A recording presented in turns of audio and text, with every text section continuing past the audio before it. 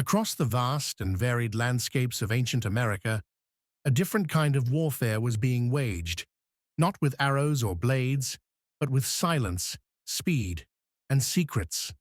While towering pyramids and monumental mounds spoke of grandeur and conflict, it was often the invisible hands and fleet-footed messengers who decided the fates of cities and nations.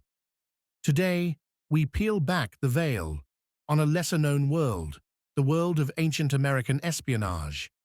This is the hidden history of covert scouts, coded messages, whisper networks, and runners who could outrun death itself. This is the story of how information, gathered, hidden, and delivered, was the most powerful weapon of all. Long before the term spy entered modern vocabulary, ancient American civilizations had already mastered the art of covert intelligence. Among the Aztecs, Maya, and Mixtec, rulers employed informants disguised as travelers, merchants, entertainers, or even slaves.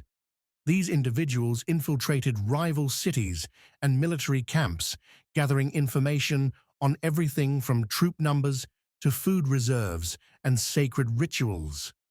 These spies lived double lives, often for years at a time. A merchant could be a military scout. A musician in a royal court might memorize layouts of temples and fortresses. In the Aztec Empire, the use of covert intelligence was institutional. High-ranking military leaders received reports from spies who operated under various guises. The information they returned with was not merely for curiosity. It directly influenced battle strategies, alliances, and conquests.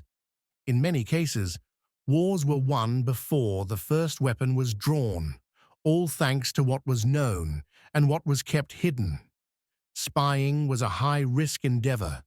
The penalty for getting caught was often torture or ritual execution. Yet these spies persisted, knowing the fate of entire cities rested on their silence and skill. While spies gathered secrets, it was the messengers who carried them across forests, mountains, and deserts. In the Inca Empire, the famed Chasqui formed one of the most efficient communication networks in the ancient world. These elite runners were stationed in relay posts along the vast Capacñan road system, covering thousands of miles of mountainous terrain. A message could travel over 150 miles in a single day, faster than anything in Europe at the time. Each Chasqui memorized oral messages, carried coded knotted strings known as quipu, and relayed information regarding military movements, resources, and imperial decrees. Their bodies were finely tuned for endurance and precision, and their minds trained to retain exact words without error. But this wasn't unique to the Andes. Across North America, similar systems existed. The Pueblo and Hopi used runners to communicate between settlements scattered across deserts and canyons. In the Mississippi Valley, messengers moved between mound-building societies, often along river routes and forest trails, carrying news of raids, ceremonies, and alliances. These messengers weren't just deliverers, they were guardians of knowledge. In some cases, they were the only lifeline between distant communities, carrying news of births, deaths, and disasters with astonishing speed. Their movements stitched together vast networks of trust, loyalty, and intelligence. What good is information if it's easily read? Ancient American societies developed ingenious methods for concealing and encoding information. In the Andes, the quipu, knotted strings used by the Inca, held vast quantities of data. While many associate quipu with census and taxation records, some scholars believe specialized quipu were used for covert, military, or diplomatic communication. Their knots and colors encoding layered, symbolic meaning.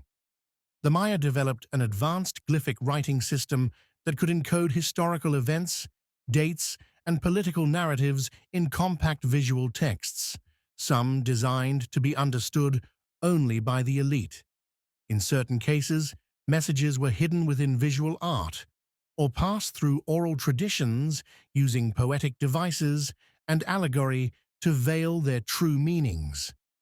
Elsewhere, signals were used for long-distance communication. Among the Mississippian mound builders, it is believed that fire and smoke signals were used in times of war. Some scholars even speculate that polished obsidian or pyrite mirrors were used to reflect sunlight as silent signals between distant outposts, primitive yet effective heliographs. In regions of the Great Plains, painted symbols on shields or clothing could signal allegiances or secret messages to allies during battle. Camouflage and concealment played a role as well. Scouts painted themselves to blend into forests or deserts. Warriors hid messages within carved bone, tattooed skin, or hollowed-out tools. Every method of communication became a canvas for secrecy. Spying didn't only happen on the battlefield. Often, it took place in the glittering halls of power, during diplomatic feasts, festivals, and ceremonial visits. Ambassadors were sometimes trained to observe, memorize, and report. In Maya and Mixtec courts, diplomacy was often a dance of appearances. Gifts exchanged between leaders could contain hidden meanings, coded colors, number patterns, or symbolically charged materials. Ball games between rival city-states weren't just for sport. They were intelligence-gathering operations. Warriors and priests observed foreign players, noting their fighting style, body language, and social structure. Entire courts watched these games not only as entertainment, but as theater of espionage. Even intermarriage was sometimes a tool of intelligence. Daughters of nobles were married off into rival houses, not only to secure peace, but to act as informants.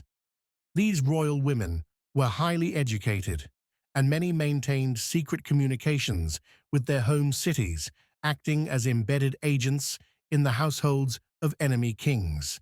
Unfortunately, it seems like we have ran out of time for this video. We may have to continue this some other time. I hope everyone has enjoyed the video so far. See you next time on Untold Secrets of Ancient America, only on Echoes of America.